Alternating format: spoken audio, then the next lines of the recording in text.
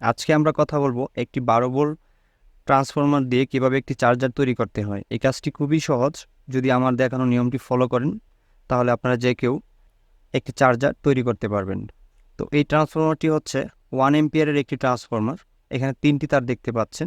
অনেক ট্রান্সফরমারে আবার 2টি তার থাকে। তো 2টি হোক 3টি হোক, আপনি 24 ভোল্ট বানাতে চান আর 12 ভোল্ট বানাতে চান, এই ভিডিওটি দেখার পরে আপনি যেই কোনো ধরনের একটি চার্জার তৈরি করতে পারবেন। তো চলুন বেশি কথা না বলে আমরা কাজটি কীভাবে করতে হবে সেটি দেখব। তো চার্জারটি তৈরি করার জন্য আমি একটি ট্রান্সফরমার নিয়েছি, একটি এসি কট। এখানে দেখতে পাচ্ছেন 4টি ডায়োড। এখানে একটি ফিল্টার করার জন্য একটি ক্যাপাসিটর। তো আমরা এখানে এসি কানেকশন করে নিয়েছি। এসি কানেকশন করার পর আমি প্রথমে দেখাবো 3টি তার যে ট্রান্সফরমারে থাকবে তারা কিভাবে চার্জারটি তৈরি করবে। তারপর দেখাবো 2টি তার যাদের থাকবে ট্রান্সফরমারের মধ্যে তারা কিভাবে চার্জারটি তৈরি করবে এবং কত এম্পিয়ার ট্রান্সফরমারের মধ্যে কত এম্পিয়ার ডায়োড ব্যবহার করতে হবে। কারণ যত বেশি হবে ট্রান্সফরমারের এম্পিয়ার, তত ভালো মানের ডায়োড ব্যবহার করতে হবে। তো আমরা এখন এখানে যে সাদা অংশটি দেখতে পাচ্ছেন ক্যাপাসিটরের, এটি হচ্ছে মাইনাস। তো আমরা এখানে এই সাদা তারটি লাগিয়ে দিব।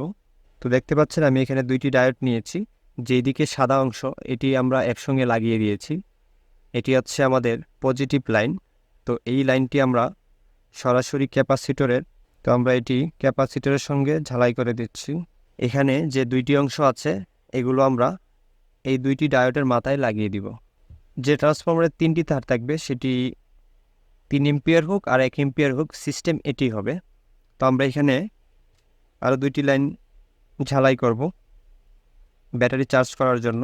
তো আমি এখানে 2টি তারের মধ্যে ক্লিপ লাগিয়ে নিয়েছি। যেই পাশে আমাদের ডায়োড থাকবে সেটি হচ্ছে আমাদের পজিটিভ লাইন, আর যেই প্রান্তে ডায়োড নেই সেটি হচ্ছে আমাদের নেগেটিভ লাইন। তো আমরা এখন এটিকে ট্রান্সফরমারটি এসিতে লাইন দিই এবং মিটার দিয়ে দেখবো এখানে আমরা কত ভোল্ট পাচ্ছি এই মুহূর্তে। তো আমরা মিটারটিকে ডিসি ভোল্টে রাখার পর আমরা ক্যাপাসিটরে যখন মিটারটি ধরবো, তো দেখতে পাচ্ছি আমরা এখানে 18 ভোল্ট 9091। তো আমরা 19 ভোল্ট পাচ্ছি। তো আমরা যখন এটিকে চার্জ দিব তো এটি নেমে আসবে। তো আমি এখন একটি ছোট ব্যাটারি চার্জে লাগিয়ে দেখাবো। আমি এখন এই ব্যাটারিতে চার্জ দিচ্ছি। আমরা চার্জ দেওয়ার আগে দেখব এই ব্যাটারিতে এই মুহূর্তে চার্জ কতটুকু আছে। দেখতে পাচ্ছি আমরা 12 ভোল্ট 8 পয়েন্ট। তো আমরা যখন এটিকে চার্জ দিলাম তো দেখতে পাচ্ছেন এটি ধীরে ধীরে চার্জ হচ্ছে এবং ব্যাটারি ভোল্ট বেড়ে যাচ্ছে। আমরা যদি একটু ক্লাম মিটার দিয়ে দেখি যে ব্যাটারিতে এখন কত এম্পিয়ারের চার্জ নিচ্ছে, দেখতে পাচ্ছেন 3.7 এম্পিয়ার নিচ্ছে। তো ব্যাটারিতে এই মুহূর্তে দেখতে পাচ্ছেন 13 ভোল্টে উঠে যাচ্ছে। তো ব্যাটারিতে চার্জ থাকার কারণে এটি এম্পিয়ার কম নিচ্ছে। যখন এই ব্যাটারিটি চার্জ কম থাকবে তো এটি আরও বেশি এম্পিয়ারে চার্জ হবে। তো যাদের ট্রান্সফরমারে 2টি তার থাকবে তারা কিভাবে একটি চার্জার তৈরি করবে, সেটি যত এম্পিয়ারেরই হোক আর যত ভোল্টই হোক কোনো সমস্যা না। যে কোনো প্রকার ভোল্ট আর এম্পিয়ার কোনো সমস্যা না, সিস্টেম একটি হবে। তবে সেই ক্ষেত্রে কিছু জিনিস পরিবর্তন করতে হবে। যদি আপনার ট্রান্সফরমার 5 এম্পিয়ার হয় তাহলে আপনাকে এরকম মোটা ডায়োডগুলো ব্যবহার করতে হবে। আর যদি 5 এম্পিয়ারের উপরে 10 এম্পিয়ারের মধ্যে হয় তাহলে আপনারা এরকম ডায়োডগুলো ব্যবহার করবেন। এটি অনেক ভালো মানের ডায়োড এবং অনেক শক্তিশালী। তো আমরা যেহেতু ছোট ট্রান্সফরমার দিয়ে দেখাচ্ছি তাই এই ডায়োডগুলো ব্যবহার করছি। তো এখন আমরা 2টি তার কীভাবে কানেকশন করব।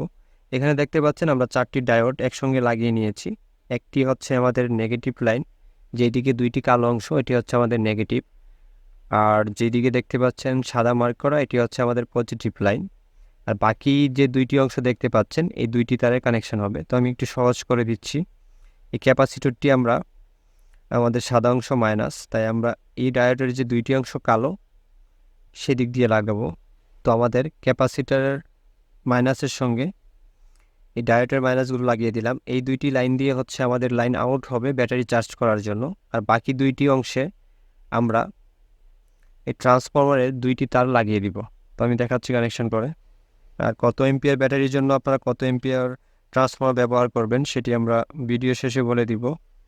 এই 2টি অংশে আমাদের ট্রান্সফরমারের 2টি তার লাগিয়ে দিলাম। আমরা একটি ছোট এলইডি লাগিয়ে দিচ্ছি এই সাদা অংশে মাইনাসে জ্বালাই করছি। তো এলইডি লাইটটি আমরা ক্যাপাসিটরের যে সাদা অংশ এইখানে যে কোনো একটি লাইন লাগিয়ে দিব। তো এলইডির একটি লাইন আমরা ক্যাপাসিটরের সাদা অংশে লাগিয়ে দিচ্ছি, আর একটি হচ্ছে যে ট্রান্সফরমার থেকে লাইন আসছে দুইটি তারের মধ্যে আমরা যে কোনো একটি লাইনে লাগিয়ে দিব।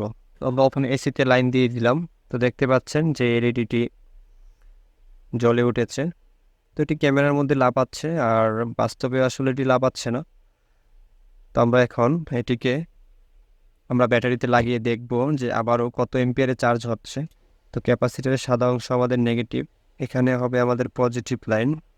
তো আমরা এখানে ব্যাটারিতে লাইন দিয়ে দিলাম। এখন আমরা এম্পিয়ার মিটার দিয়ে দেখব কত এম্পিয়ারে চার্জ হচ্ছে। তো এখানে দেখতে পাচ্ছেন 3.5 এম্পিয়ার।